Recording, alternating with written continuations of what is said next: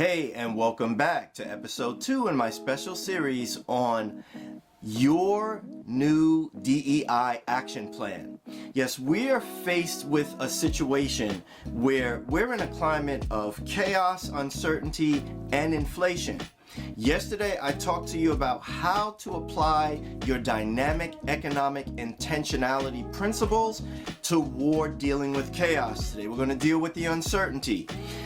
Because things are constantly changing from day to day in the administration, and one day they're doing this, and next day they're doing that. One day this group's being fired, next day that group's being rehired. There's a lot of uncertainty, and Wall Street doesn't respond well to that, and it impacts the economy. So I'm going to address uncertainty today.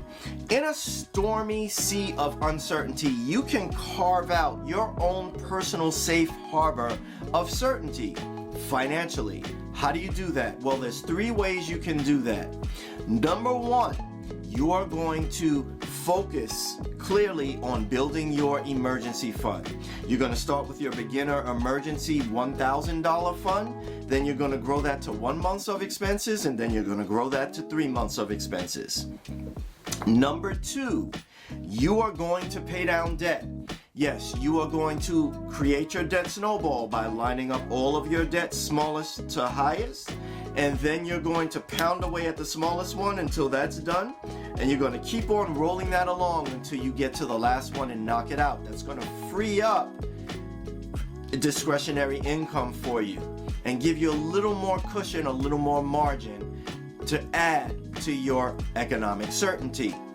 Last, you're going to be intentional about your spending. You're going to get on an intentional spending plan, one like the one I provide for you in my free coaching sessions. And you will, by that, know where your money's going before the month begins instead of wondering where it went afterwards.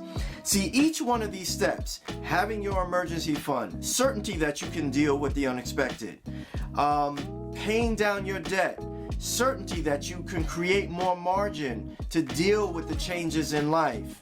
And lastly, being intentional about your spending, not just spending willy-nilly, but having a plan for it and knowing where your money goes is going to give you more and more and more certainty.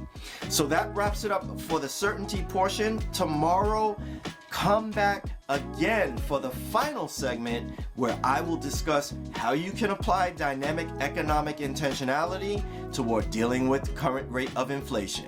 I'll see you then.